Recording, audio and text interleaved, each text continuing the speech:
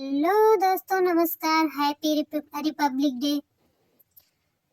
दोस्तों, मैं हूँ आपकी सब प्यारी दोस्त मनीषा। मैं आपका अपने इस Akshita and Aryan blog channel में बहुत बहुत स्वागत करती हूँ। दोस्तों, मैं आप लोगों को एक बाल निर्माण की कहानियाँ सुना रही हूँ, आज मैं उसमें एक नई कहानी लेके आई हूँ जिसका शीर्षक है नया प्रकाश। दोस्तों, कहानी बहुत इंटरेस्टिंग है, कहानी बहुत ही अच्छी है। लास्ट तक बने रहे हमारे साथ हमारी वीडियो में।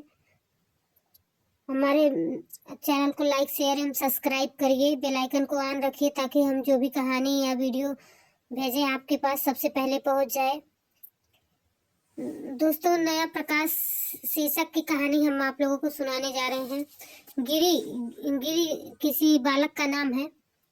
गिरी के मन पढ़ने में बिल्कुल नहीं लगता था। स्कूल में मास्टर साहब जब पढ़ा रहे होते तो उसका मन एकाग्र नहीं होता था। वह कभी कहीं देखता तो कहीं कुछ सोचने लगता। गणित, अंग्रेजी, ये सभी विषय तो बहुत बुरे लगते थे उसे। गणित का घंटा तो सबसे बाद में पढ़ता था। वह जब तक अंतिम घंटा छोड़कर स्कूल से भाग जाता, कभी किसी बगीचे में घूमता रहता और कभी कभी तो बाजार में घूमता रहता। कभी घर जल्दी पहुंच जाता तो कभी छुट्टी जल्दी होने का बहाना बना लेता। गिरी के मस्तिष्क प्रगति आख्या अधिकतर खराब हो गई थी। वह 2-3 विषय में अनुत्तीर्ण मतलब फेल हो गया था। पिताजी प्रायः उसे डांटते रहते क्योंकि घर पर उसका अधिकांश समय खेलने या टीवी देखने में बीत जाता था।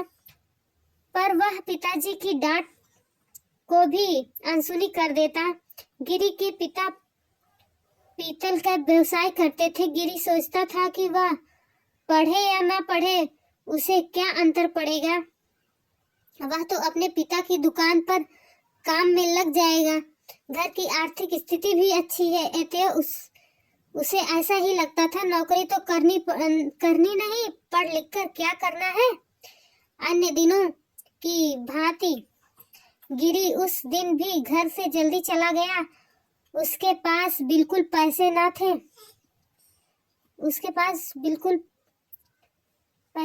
बाजार में जाकर उसने चाट खाई, फिर थोड़ी देर धूप में और गर्मी में भी बाजार में घूमता रहा।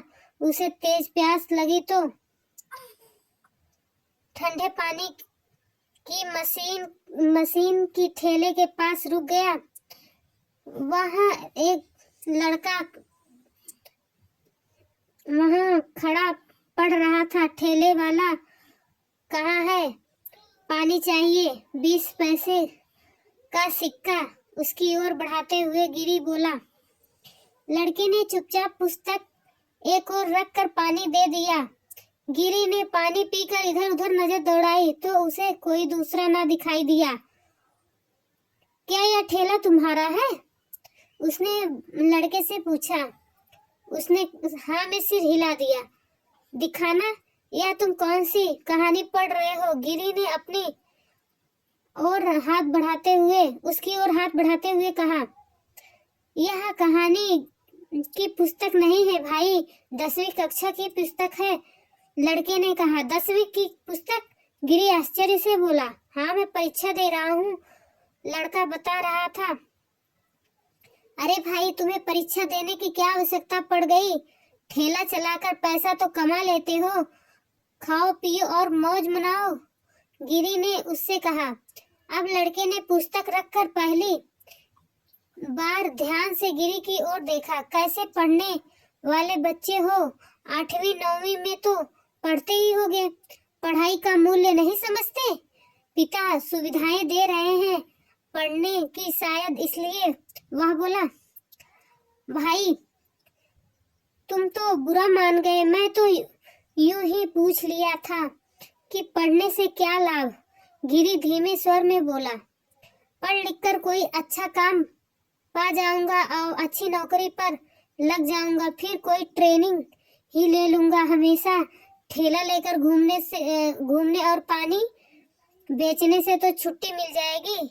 यह काम देखने में बहुत ही सरल लगता है, उतना ही कठिन है। अभी तो माँ और मैं हूँ, थोड़े समय बाद थोड़े पैसे में भी बीत जाता है, लेकिन आगे चलकर और भी परेशानी होगी ना।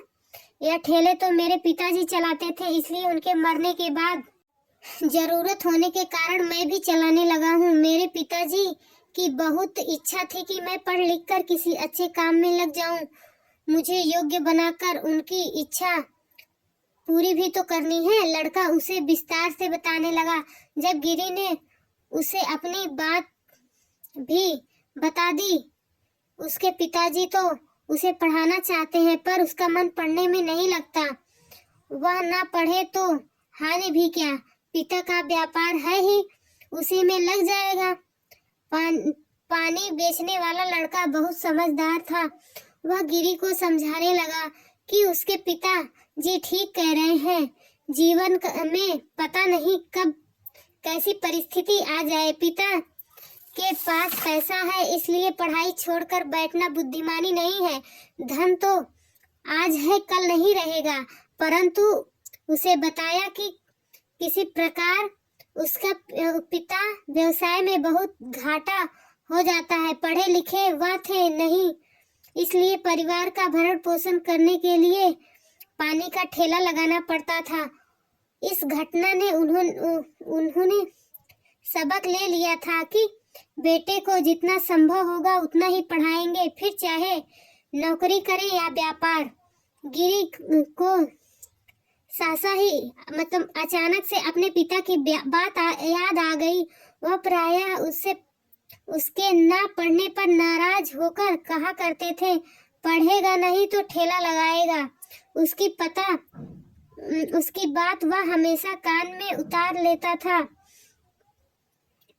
पर आज वह समझ गया कि पिता उसे ना पढ़ने के लिए क्यों डांटते रहते हैं और उसका कितना भला चाहते हैं। भाई, तुमने मेरी आंखें खोल दी।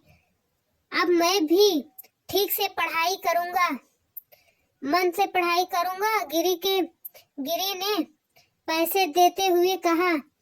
जिस बात को समझाते समझाते उसके शिक्षक और पिताजी हार गए थे, वही बात एक अनजान लड़के ने अच्छी तरह समझा दी थी।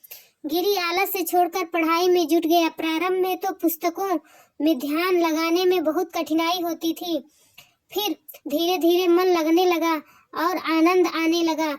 वह घर में, स्कूल में डांट भी नहीं खाता और उससे प्रसन्न भी रहने लगा।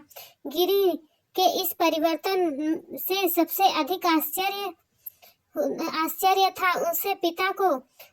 जब उन्हें पूरी बात का पता चला तो ठेले वाले बालक गोपाल के प्रति उनके मन में स्नेह आदर उत्पन्न हुआ। उन्होंने गिरी को उससे मित्रता बनाने रखने के लिए प्रोत्साहित किया। वह भी घर आने लगा।